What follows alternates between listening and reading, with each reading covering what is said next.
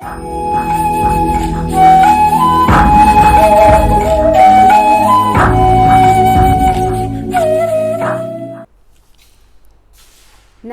जी सभी को।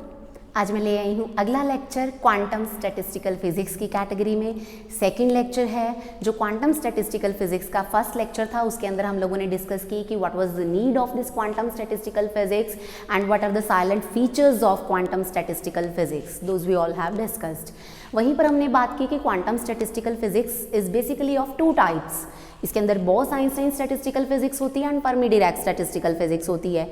Bose and Einstein ने मिलके photons, photon gas, integral spin वाले पार्टिकल्स जिनको हम बोसोन्स बोलते हैं, उन सब की डिस्कशन की कि किस किस तरीके से कहाँ पे वे कैसे अरेंज होंगे। In short we are moving to light, a very beautiful aspect कि लाइट किस तरीके से बिहेव करती है। लाइट को अगर मैं पार्टिकल्स मानूँ तो किस किस तरीके से वो डिस्ट्रीब्यूट होते हैं, कहाँ डिस्ट्रीब्यूट होते हैं, कितनी एनर्जी होती है, कितना टेम्परेचर होता है, everything we will be calculating by using these concepts. तो बहुत ही एक मैं कहूँ कि इंटरेस्टिंग पार्ट शुरू होने जा रहा है। लेकिन सबसे पहले हमें डिस्ट्रीब्यूशन डिस्कस करनी है कि पार्टिकल्स कहाँ किस किस तरीके से अरेंजमेंट्स लेंगे। जैसे कि हमने एमबीस्टैट के अंदर किया, मैंने वहाँ पे भी आप लोगों को एक बेसिक स्ट्रैटेजी बताई थी, basic approach which will be followed by all these three statistical physics. क्या होता था कि हम सबसे पहले अपनी स्टैटिस्टिकल फिजिक्स जो भी हम कंसीडर कर रहे हैं उसकी अजम्पशंस लिखा करते थे कि following these are constraints which we will be following in this ongoing जो हमारा सिनेरियो है उसके अंदर। फिर उसके बाद हम लिखते थे कि जो थर्मोडायनेमिक प्रोबेबिलिटी है W for that particular macro state, कि अगर आपके पास एक सिस्टम है उसकी मैक्रो स्टेट की N1 पार्टिकल यहाँ चले गए, N2 यहाँ चले गए, N3 यहाँ चले गए, N4 वहाँ चले गए, कहीं भी इधर उधर सारे कहीं पे पार्टिकल्स चले गए हैं, आपने उनको कंपार्टमेंट्स में डिवाइड किया। हमने वहाँ पे एनर्जी के कंपार्टमेंट्स डिवाइड किए कि भैया इनकी 0 से 5 है, इनकी 0 से 6 है, इनकी 5 से 10 है, इनकी 10 से 15 है, उनको हमने कंपार्टमेंट्स माना, वहाँ पे हमने पार्टिकल्स डिस्ट्रीब्यूट किए। एग्जैक्टली सेम हम यहाँ पे भी करेंगे। यहाँ पे भी हम एनर्जी के कंपार्टमेंट्स मान के हम फोटोन्स को डिस्ट्रीब्यूट करेंगे।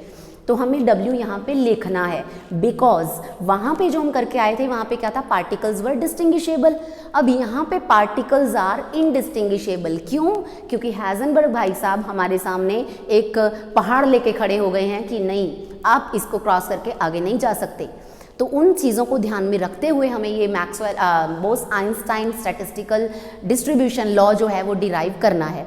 हम W लिखेंगे, फिर हम log W लेंगे, स्टर्लिंग अप्रॉक्सीमेशन यूज़ करेंगे, डेरिवेटिव लेंगे, we will be equating it to 0। उसके बाद हम लैग्रेंजियन मल्टीप्लायर्स का जो मैथमेटिक्स के अंदर मैथड होता है टू सॉल्व द इक्वेशन, उसको हम यूज़ करेंगे and we will be finding the occupation index for Bose Einstein statistical physics. तो इसको डिस्ट्रीब्यूशन लॉ को डिराइव करने से पहले वही बिल्कुल पीछे वाले की तरह you will consider a container, और ना कंटेनर कंसीडर कीजिए, आपके पास एक सिस्टम है in which you are having a photon gas, या मैं कहूँ कि आपके पास बोसोन्स हैं, you are having a system of bosons, n particles आपके पास प्रेजेंट हैं and you have divided it into k compartments. अब मैं उसके अंदर अरेंजमेंट्स कैसे लूँगी? सो फर्स्ट ऑफ ऑल, सबसे first assumption which will be the difference between classical and quantum statistical physics 2 is particles are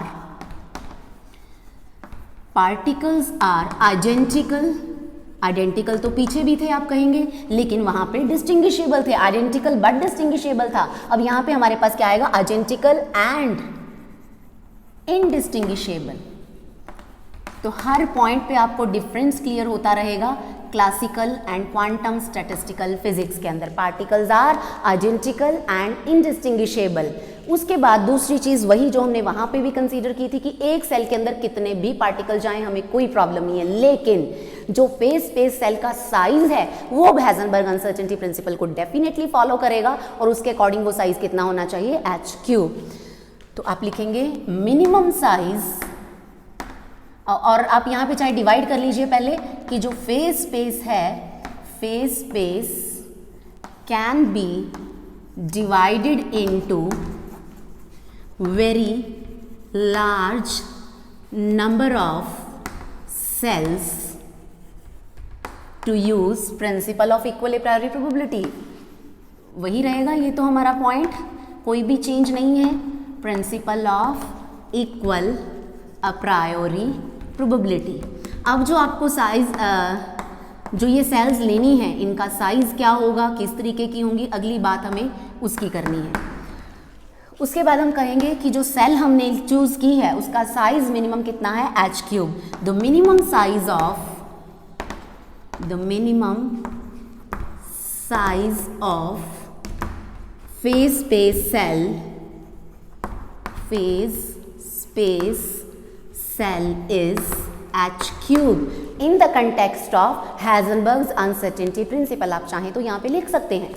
उसके बाद अगर हम बात करें कि अब आपने सेल का साइज तो मिनिमम कर दिया कि भाई h3 है, इससे छोटा आप नहीं ले सकते, लेकिन what about number of particles, कितने पार्टिकल्स जाएंगे? Any number of particles can be contained in one cell, क्योंकि हमारी सेल का साइज ऑफ फाइनाइट है। अब ये तो है नहीं कि मैं इसको जितना चाहूँ उतना छोटा ले सकती हूँ, आई कैन नॉट टेक। तो फाइनाइट है, उसके अंदर कितने भी पार्टिकल्स जाएं मुझे कोई प्रॉब्लम नहीं है, बेचारे एक दूसरे को कोई डिस्टर्बेंस क्रिएट नहीं करेंगे। तो एनी नंबर ऑफ पार्टिकल्स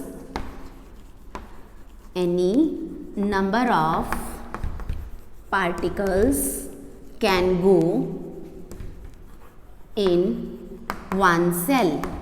एक सेल के अंदर कितने भी नंबर ऑफ पार्टिकल्स जा सकते हैं। मिनिमम साइज की बात कर ली। उसके बाद हम बात करेंगे कि जो total for the time being we will consider कि टोटल नंबर ऑफ पार्टिकल्स क्या रहेंगे, कांस्टेंट। लेकिन इसके बाद जब हम इसको रियल सिस्टम में इंप्लीमेंट करेंगे, बिकॉज आपको पता है कि हम फोटोन्स जैसे पार्टिकल्स की बात कर रहे हैं, हम पाई मेसोन्स जैसे पार्टिकल्स की बात कर रहे हैं, और ये पार्टिकल्स बहुत ज़्यादा इंटरैक्टिंग पार्टिकल्स है। आप लाइट को किसी भी चीज़ पे फॉल करवाइए, definitely there will be interaction between light and matter. तो उस प्रोसेस के अंदर मैं कहूँ कि उस घटना के बाद जो फोटोन्स होंगे, नंबर ऑफ फोटोन्स होंगे, दे में इंक्रीज, दे में डिक्रीज, कुछ भी हो सकता है डिपेंडिंग ऑन कि किस मैटर के साथ इंटरैक्शन हो रही है। सो वहाँ पे हम ये नंबर ऑफ पार्टिकल्स कांस्टेंट का कंस्ट्रेंट हटा देंगे when we will be switching to real systems. फिलहाल हम आइडियल सिस्टम्स की बात कर रहे हैं, हमें डिस्ट्रीब्यूशन लॉ डिराइव करना है, बिल्कुल वैसे उसी स्ट्रैटेजी पे जहाँ पे हम पीछे काम करके आए हैं जिस तरीके से। तो इसलिए मैं यहाँ पे for the time being I will consider total number of particles will remain constant. So on initial basis I will consider total number of particles in the system are constant। बिल्कुल पिछली वाली स्टैट की तरह ही है, हमने energy भी वहां पे कांस्टेंट कंसीडर की। So total energy of the system will also be constant।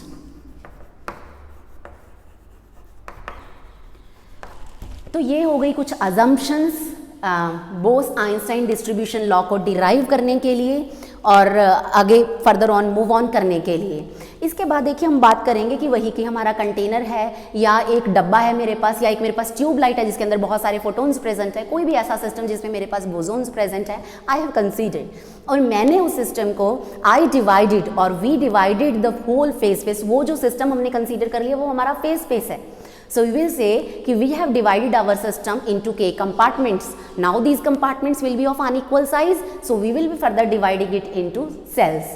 ठीक है, तो आप क्या मानेंगे कि जो कंपार्टमेंट्स है, let us suppose first compartment के corresponding energy U1, second compartment U2, third U3, fourth U4। So U1, U2, U3, U4, U5 and U6 up to so on up to UK are energies corresponding to compartment 1, compartment 2, compartment 3, compartment 4 and up to compartment K। And let us suppose number of particles in compartment 1 are N1, number of particles in compartment 2 are N2, number of particles in compartment 3 are N3 and so on up to Nk चलेगा ये भी। तो ये distribution हमने discuss कर ली। Now N indistinguishable particles are to be distributed in GI cells। वही सारा सिस्टम रहेगा जो पीछे करके आए हैं, लेकिन पार्टिकल्स वहाँ डिस्टिंग्विशेबल थे, तो जो नंबर ऑफ माइक्रोस्टेट्स थी वो डिफरेंट हो जाएंगी हमारे इस केस के अंदर पिछले वाले केस से। क्योंकि मैंने जैसे आपको ये क्वांटम स्टैट का जो मेरा पिछला लेक्चर है, फर्स्ट लेक्चर, उसके अंदर डिस्ट्रीब्यूशन आपको करवाई है तीनों ही स्टैट्स के अकॉर्डिंग। We distributed 2 particles in 3 compartments and we watched कि जो फर्स्ट MB स्टैट थी उसके अंदर नंबर ऑफ माइक्रोस्टेट्स बहुत ज़्यादा थी। जैसे ही मैंने पार्टिकल्स इनडिस्टिंग्विशेबल किए वो कम हो गई, और FD स्टैट ने एक और कंस्ट्रेंट लगा दिया, वो बिल्कुल ही कम हो गई। तो यहाँ पे हमारी माइक्रोस्टेट्स जो होंगी those will be different as compare to MB stat, क्योंकि पार्टिकल्स इनडिस्टिंग्विशेबल हैं। तो विद इन द सिस्टम भी, जो विद इन द कंपार्टमेंट भी जो अरेंजमेंट होगी वो मेरे लिए मीनिंगलेस होंगी। अनदर इंपॉर्टेंट थिंग इज कि यहाँ से यहाँ चला गया पार्टिकल, तो ये जो पार्टीशन है मुझे ये भी नहीं पता लगेगा कि ये कहाँ चलेगी, this will also move on. तो ये प्रॉब्लम्स हमें यहाँ पे आएंगी. So we are going to distribute Ni indistinguishable particles in GI cells. In BE stat, we can say that all the quantum states are assumed to be equally probable because every cell can gain particles, every cell can contain particles, and equal number of particles can be distributed, unequal number of particles can be distributed. That will be a totally random process. So in each of GI cells, I can say that an ith compartment can be treated as quantum states having same energy. I'm again repeating, each of the cells, GI cells in ith compartment can be treated as quantum states having you can say same energy, कि सबकी same energy होगी. एक compartment की energy मैंने U1 मानी है, उस compartment को मैंने फर्दर उन सेल्स में डिवाइड किया है, तो उन सेल्स की जो एनर्जी होगी आपस में वो सेम होगी. तो ये भी अभी जो मैंने लाइन बोली थी उसका ये मीनिंग है. अब देखिए, now we want to find out the number of ways in which Ni indistinguishable particles can be distributed in GI cells. हमें क्या करना है, Ni indistinguishable particles, ith compartment की बात कर रही हूँ मैं, आप लोग यहाँ पे लिख सकते हैं. Let us consider distribution in ith compartment. So Ni indistinguishable particles in GI cells. इसको थोड़ा इजी वे में समझाने के लिए क्योंकि होगा क्या, देखिए, the required to calculate the required number of ways we will consider Ni particles plus Gi minus 1 partitions. We will be having Ni particles and Gi minus 1 हमारे पास क्या हो जाएंगी, पार्टीशंस हो जाएंगी. अब ये पार्टीशंस, ये पार्टिकल्स, ऐसा कुछ तो हमने कुछ सुना नहीं था, ये कहाँ से नई बला आ गई. तो इसको समझाने के लिए मान लीजिए मैं कहती हूँ, let us suppose I am going to distribute 18 particles. ध्यान से सुनिए, मैं 18 पार्टिकल्स को 9 सेल्स के अंदर डिस्ट्रीब्यूट करने की कोशिश करूँगी. So I am going to distribute them into 9 cells. तो देखिए मेरे पास क्या सिस्टम है, ये मेरा क्या हो गया, पूरा का पूरा सिस्टम हो गया, जिसको हम कंटेनर बोलते हैं. इसके अंदर मान लीजिए ये पहले के अंदर 3 हो गए, फिर 2 5 एंड 3 8 2 10 एंड हमें देखिए 9 सेल्स लेनी है. 1 2 3 4 5 6 7 8 एंड 9 ये सेल्स होगी. ऑल्दो ये सेल्स सारी इक्वल साइज की होंगी, आपको समझाने के लिए मैंने रैंडमली ऐसे ही ड्रॉ कर दिया. अब इनमें हमें 18 पार्टिकल्स डिस्ट्रीब्यूट करने हैं. देखिए सेल्स 9 ही है ना, 1 2 3 4 5 6 7 8 9. ठीक है, 9 सेल्स आर देयर. तो पार्टिकल्स देखिए 3 + 2 5 + 3 8 2 10 2 12 13 एंड 3 16 1 1 18 पार्टिकल्स हो गए. Let us again count 1 2 3 4 5 6 7 8 9 10 11 12 13 14 15 16 17 18. कहीं नर्सरी की क्लास चल रही है क्या? वैसा ही कुछ सिस्टम समझिए, स्टैट की नर्सरी ही क्लास के अंदर ही हम प्रेजेंट हैं.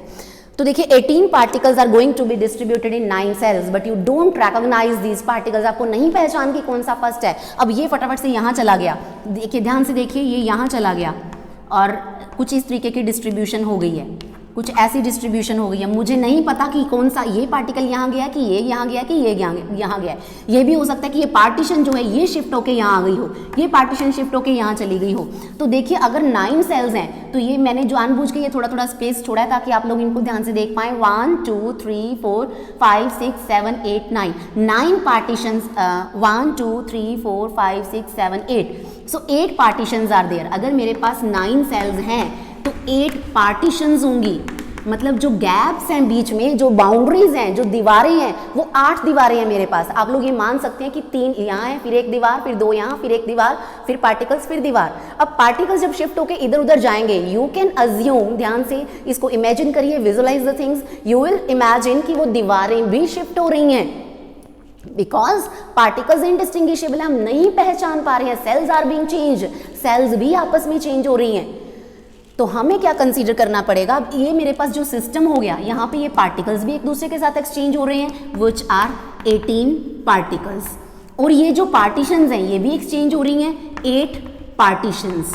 सो in this system in total I am having 18 + 8 is what, 18 + 8 it will B 26. तो मैं ये कह सकती हूँ कि इस सिस्टम में मेरे पास 26 ऑब्जेक्ट्स हैं. और वो 26 ऑब्जेक्ट्स इधर उधर आपस में शफलिंग कर ही जा रहे हैं। सो इनकी अरेंजमेंट के वेज कितने हो जाएंगे, 26 factorial ways will be there. तो एग्जैक्टली सेम मैं यहाँ पे कह रही हूँ, 18 पार्टिकल्स थे, हमारे पास Ni पार्टिकल्स हैं, 9 सेल्स थी, हमारे पास Gi सेल्स प्रेजेंट हैं इस कंपार्टमेंट के अंदर। अब जितनी सेल्स हैं उससे एक नंबर कम पार्टीशंस हैं, 9 cells are there, so 8 partitions are there. Gi cells are there, so Gi minus 1 partitions are there. और हमारे कंपार्टमेंट के अंदर, हमारे पूरे उस आयत कंपार्टमेंट के अंदर ऑब्जेक्ट्स कितने हो जाएंगे, so we will be having Ni plus Gi minus 1 objects. ये ऑब्जेक्ट्स मेरे पास आयत कंपार्टमेंट के अंदर होंगे जो अरेंज होंगे आपस में, किस वेज के अंदर, इतने ही फैक्टोरियल वेज के अंदर। अब इसके अंदर देखिए ये टोटल वेज हमारा 26 फैक्टोरियल था, लेकिन जो आपस में इनकी म्यूचुअल एक्सचेंज है that is meaningless for me, क्योंकि मेरे लिए सिर्फ ये मैटर करता है कि 3 यहाँ है, 2 यहाँ है, 2 यहाँ है, 2 यहाँ चले गए, 1 यहाँ चला गया, कौन से कहाँ गए जो वो है ही नहीं, उनके अंदर की कोई डिस्टिंक्शन ही नहीं है, देन मैं कैसे इनको इमेजिन कर सकती हूँ, that means those will B meaningless for me. यानी कि जो ये 18 पार्टिकल्स का कॉन्सेप्ट है, 18 पार्टिकल्स की आपस के अंदर जो डिस्ट्रीब्यूशन थी वो मेरे लिए मीनिंगलेस हो जाएगी, मैं उसको डिवाइड कर दूंगी। एग्जैक्टली सेम जो ये पार्टीशंस हैं ये भी आपस में म्यूचुअली एक्सचेंज हो रही है, मेरे लिए सिर्फ ये मैटर करता है कि ये पार्टीशन यहाँ आ गई है, यहाँ आ गई। अब वो फर्स्ट वाली यहाँ से यहाँ गई है कि लास्ट वाली यहाँ से यहाँ गई है, that doesn't matter for me. इसका मतलब वो भी हमारे लिए क्या है, मीनिंगलेस अरेंजमेंट है। तो इसका मतलब ये जो 8 पार्टीशंस थी ये भी क्या हो गई, मीनिंगलेस। अब इसके करस्पॉन्डिंग अगर मैं इधर नंबर ऑफ वेज बनाती हूँ, सो मीनिंगफुल अरेंजमेंट्स, क्योंकि हमें पता है हमारा सिस्टम वही रहेगा। मैं इसको इरेज किए दे रही हूँ, ऊपर से कर देती हूँ ताकि आपको समझना आसान हो जाए। जो हमारा पुरानी स्टैटिस्टिकल फिजिक्स का वही पुराना ढांचा चल रहा था, उसी के अकॉर्डिंग अगर हम बात करें तो टोटल नंबर ऑफ वेज जो होते हैं वो किसके इक्वल होते हैं, meaningful arrangements, meaningful ways into meaningless ways, क्योंकि टोटल के अंदर तो मीनिंगफुल एंड मीनिंगलेस दोनों को ही आना है। हमें चाहिए thermodynamic probability which are the meaningful ways. तो यहाँ से ये मीनिंगफुल वेज जो है, दीज आर मीनिंगफुल वेज, ये किसके इक्वल हो जाएगा, this will be total number of ways, total number of ways divided by meaningless ways, meaningless ways. इसको भी मैं इरेज किए कर देती हूँ, सिर्फ ये फॉर्मूला रख लेती हूँ ताकि आप लोगों को समझ आता रहे। अब देखिए बिल्कुल इसी की तरह 26 फैक्टोरियल वाज टोटल वेज, हमारे पास टोटल वेज कितने हैं, दीज आर, क्योंकि जितने ऑब्जेक्ट्स थे उतना फैक्टोरियल, वहां पे थे 18 plus 8, number of particles 18, partitions कितनी थी 9 माइनस 1, हमारे पास number of particles Ni, partitions कितनी है Gi minus 1, so total objects कितने हुए Ni प्लस Gi माइनस 1। तो total number of ways Ni plus Gi minus 1 factorial, ये टोटल वेज हो गए। इनके अंदर जो Ni पार्टिकल्स हैं Ni फैक्टोरियल, ये हमारे लिए क्या हो जाएगा, मीनिंगलेस हो जाएगा। बिल्कुल सेम इसी तरीके से Gi माइनस 1 फैक्टोरियल, ये भी हमारे लिए क्या हो जाएगा, मीनिंगलेस हो जाएगा। तो ये हमारे पास जो W आया, माइक्रोस्टेट I, नंबर ऑफ, ये आयत कंपार्टमेंट की आई, आयत की हमें लिखनी है सबकी। फर्स्ट कंपार्टमेंट के लिए W1, सेकंड के लिए W3, W4, W5, और first and second and third and fourth and 5, and means multiplication. So total W जो बन जाएगा सबका, वो क्या होगा, इन सबका multiplication, means I can write pi. आपको याद है मैंने पिछली स्टैटिस्टिकल फिजिक्स के अंदर इस पाई का सिग्निफिकेंस बताया था। इसका मतलब क्या है, first term into second term into third term into fourth term. So I can write pi is equal to 1 to k Ni plus Gi minus 1 factorial upon Ni factorial Gi minus 1 factorial. बस यही कहानी थी, यही जिंदगानी थी, यही फसाना था। इसके बाद सारा कुछ सेम है जो हम पिछली स्टैटिस्टिकल फिजिक्स के अंदर करते आए हैं। अगला स्टेप हमारा क्या होता है, taking logarithm on both sides. So I am going to erase again all these things. इसके बाद सिंपल मैथमेटिक्स चलेगा, हो सकता है मैं बीच में से शॉर्टकट्स मार मार के मैथमेटिक्स करती जाऊँ और आप लोग इसको डिराइव कर सकते हैं, just like Maxwell Boltzmann distribution law. So taking log on both sides, log W हमेशा याद रखना है, ln से नेचुरल लॉग एक्सप्रेस होता है। अगर आपको LOG लिखना है तो आप बेस में A लिखिए। If you want to write it log तो आपको यहाँ पे E लिखना पड़ेगा, बिकॉज जब भी हम लॉग लेते हैं इट इज़ ऑलवेज आप यू कैन से कि बेस हमेशा कितना रहता है, ई रहता है, एक्सपोनेंशियल। सो log w यहाँ पे क्या हो जाएगा, इसका जब आप log लेंगे, क्योंकि ये टर्म्स आपस में मल्टीप्लिकेशन में है, हमें पता है समीशन आ जाएगा आगे इनके सबके, क्योंकि terms log a into B into C into D क्या होता है, सम हो जाता है सारी टर्म्स का। तो मैं डायरेक्टली स्टेप लिख रही हूँ, पिछली स्टैट के अंदर हमने इसको बड़ा इलाबोरेट करके बड़ी डिटेल में डिराइव किया, यहाँ पे मैं डायरेक्टली लिख रही हूँ इसको। So it will be ni log ni plus ji I minus 1 factorial, ये दोनों डिनोमिनेटर में होने की वजह से माइनस हो जाएंगे बेचारे, log ni factorial minus log जी आई माइनस 1 फैक्टोरियल। समीशन इन सबको झेलना पड़ेगा। इसके बाद अगला स्टेप हमारा क्या रहता है, taking you will be using Stirling approximation, क्योंकि log n फैक्टोरियल को you will be using Stirling approximation here. So we will be using Stirling approximation. क्या होता है Stirling approximation के अंदर, log n factorial is equal to n log n minus n, इसको आप यहाँ पे यूज कर लीजिए। So log w will be equal to summation I is equal to 1 to k n, यानी कि ni plus gi minus 1 log ni plus जी आई minus 1 minus ni plus जी आई minus 1 minus n log n, minus 1 होता है, minus minus हो जाएगा plus minus, उसके बाद फिर से देखिए जी आई माइनस 1 log जी आई माइनस 1, फिर से यहाँ माइनस होता है, माइनस माइनस हो जाएगा plus, it will be G I minus 1। ये हमारे पास जो टर्म आ गई। अब इससे पहले कि मैं आगे बढ़ूं, क्योंकि मेरी number of cells, number of particles बहुत ज़्यादा हैं, आप फोटोन्स के साथ डील कर रहे हैं, आप बोसोन्स के साथ डील कर रहे हैं, आप पाई मेसोन्स के साथ डील कर रहे हैं, जो इतने से वॉल्यूम में भी हज़ारों मिलियन ट्रिलियंस बहुत ज़्यादा होंगे, 10⁻23 पता नहीं कितने ज़्यादा होंगे। इसका मतलब क्या है कि जो ये 1 है बेचारा, ni प्लस जी आई दोनों ही बहुत ज़्यादा, इस 1 की बेचारे की क्या औकात है इनके सामने। So I can neglect this one here because ni plus gi और gi टर्म जो होगी that will be very very larger than this one। तो हम क्या करेंगे, इस 1 को यहाँ से हटा देंगे। So we will be neglecting 1 from every term, मैंने हर टर्म में से इस 1 को हटा दिया, तो ये टर्म हमारे पास बच जाती है। उसके बाद अब आगे देखिए हमें क्या करना है, आप थोड़ा सा और इसको सिंप्लीफाई कर सकते हैं। देखिए this g i and this g आई ये दोनों कैंसिल हो जाएंगे, क्योंकि यहाँ से माइनस जी आई आएगा, यहाँ से प्लस जी आई, और ये वाला जो हमारे पास बनेगा this will be N I, क्योंकि देखिए इसके आगे सबके आगे समीशन है, here we are having summation, ये भी एन आई ही था, this was also N I. तो यहाँ से दिस एन आई और दिस एन आई ये भी सब क्या हो जाएंगे, निस्तनाबूत, एक दूसरे को मार डालेंगे, काट डालेंगे, क्योंकि एक प्लस है एक माइनस है, एक म्यान में 2 तलवारें तो रह नहीं सकती। तो हमारे पास सिर्फ कौन सी टर्म्स बच जाएंगी, you will be left only with summation I is equal to 1 to k N I plus ji I log N I plus जी आई, ये चला गया बेचारा, हमारे पास बचा minus N I log N I, वो एन आई भी बेचारा गया, माइनस जी आई लॉग जी आई। तो इतनी टर्म हमारे पास बच जाती है। So our next step is taking derivative on both sides. अब हम लोग क्या करेंगे, यहाँ पे इसको डिफ्रेंशिएट करेंगे। सो डिफ्रेंशिएटिंग दिस टर्म, तो क्या बन जाएगा हमारे पास, डी लॉग डब्ल्यू, क्योंकि ये लॉग डब्ल्यू था, हमें डेरिवेटिव लेना है, समीशन को पढ़ा रहने दीजिए ऐसे ही एज सच बाहर, I is equal to 1 to k। अब देखिए एन आई प्लस जी आई, क्योंकि यहाँ पे हमें क्या लगाना पड़ेगा, we will be using product rule here. अब प्रोडक्ट रूल के अंदर क्या है कि पहले इस टर्म को एज सच रखा, इसका डेरिवेटिव किया, लॉग एक्स का derivative 1 upon X, so it will be 1 upon N I plus ji I into इस टर्म का डेरिवेटिव यानी कि डी एन आई। तो ये फर्स्ट हो गया। उसके बाद हमें इसे एज सच रखना है और इसका डेरिवेटिव करना है, plus log N I plus जी आई मैंने एज सच रखा, और इस टर्म का डेरिवेटिव करूंगी एन आई प्लस जी आई का, जी आई नंबर ऑफ सेल्स हैं विच आर कांस्टेंट, तो इसका एन आई का डेरिवेटिव क्या बन जाएगा, डी एन आई।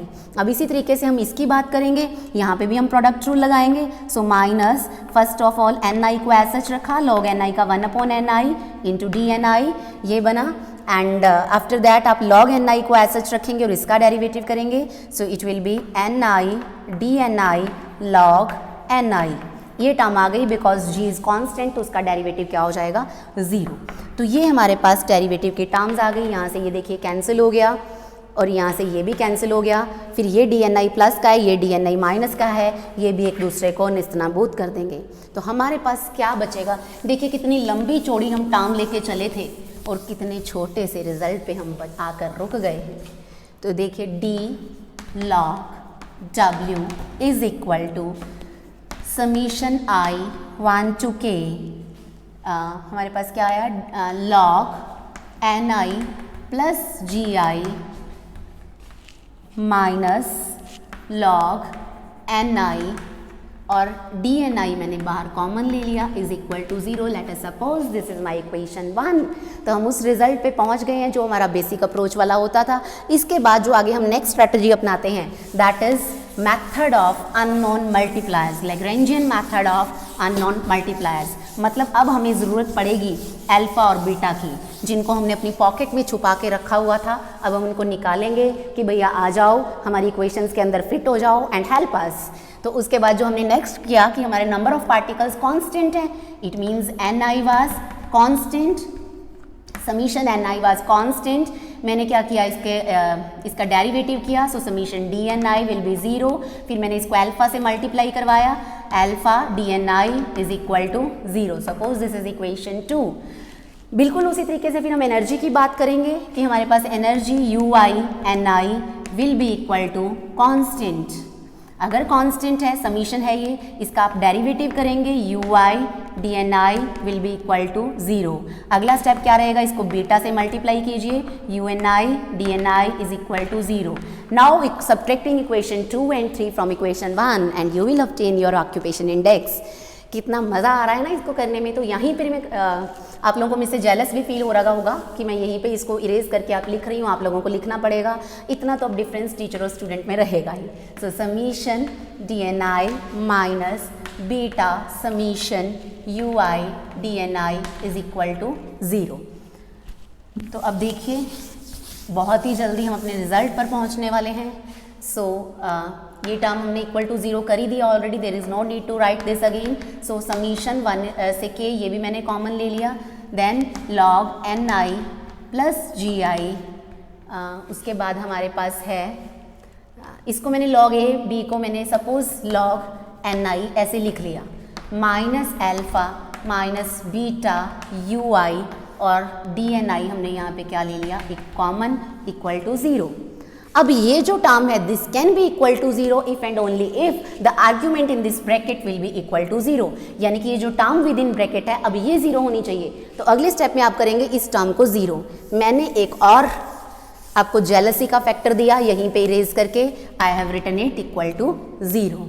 अब मैं उनको इस साइड ले गई हूँ, इसको I can write log NI plus GI upon NI is equal to, ये बेचारे उधर जाके प्लस हो जाएंगे, so alpha plus beta UI। अब देखिए इस फैक्टर को मैंने किया solve. If I take anti log on both sides, now taking anti log on both sides, तो आपके पास क्या आ जाएगा, NI plus GI upon NI is equal to e raise to power alpha plus beta UI। But हमें चाहिए NI upon GI, तो हम क्या करेंगे इसके बाद, इस फैक्टर को I can write 1 plus GI upon NI is equal to e raise to power alpha plus beta UI। So GI upon NI is equal to, ये 1 इधर आ जाएगा, alpha plus beta UI minus 1। हमें चाहिए NI by GI, occupation index, number of particles per unit cells, it will be 1 upon e raise to power alpha plus beta UI minus 1. So this is the occupation index in Bose-Einstein statistical physics. Maxwell बोल के jeep के ऊपर Maxwell ही चढ़ के बैठ गया, उतरने का नाम ही नहीं ले रहे। सो मजाक की बात थी। सो Bose-Einstein statistical physics के लिए हमने occupation index जो है वो फाइंड आउट कर लिया है। अब देखिए ये जो टर्म है इसमें से 1 सब्ट्रैक्ट होकर आपको ये मिल रहा है, लेकिन 1 अपॉन है ये term, so this NI by GI will be greater than और इक्वल टू 1। यहाँ पे आपको एग्जामिनेशन में ऑक्यूपेशन इंडेक्स को डिफाइन करना होता है that we have reached up to occupation index. Occupation index is number of particles per unit cell, कि एक सेल के अंदर कितने पार्टिकल्स आ सकते हैं वो हमने यहाँ से कैलकुलेट कर लिया। भी मतलब पार्टिकल्स कितने होंगे किसी एक जगह पे, कितने फोटोन्स प्रेजेंट होंगे, I can calculate by using this formula. और ये जो फैक्टर होता है this is always greater than और इक्वल टू 1, यानी कि नंबर ऑफ पार्टिकल्स जो होंगे या तो वो सेल से ज़्यादा होंगे या वो सेल के इक्वल होंगे। सो ये था ऑक्यूपेशन इंडेक्स, डिस्ट्रीब्यूशन लॉ, इसकी implementation to the real systems, Planck's distribution law जो था, Planck's radiation law, Wien's displacement law, Stefan's law, Rayleigh Jeans law, ये सब हमें करना है अपने अगले लेक्चर्स में। तब तक के लिए थैंक यू सो मच।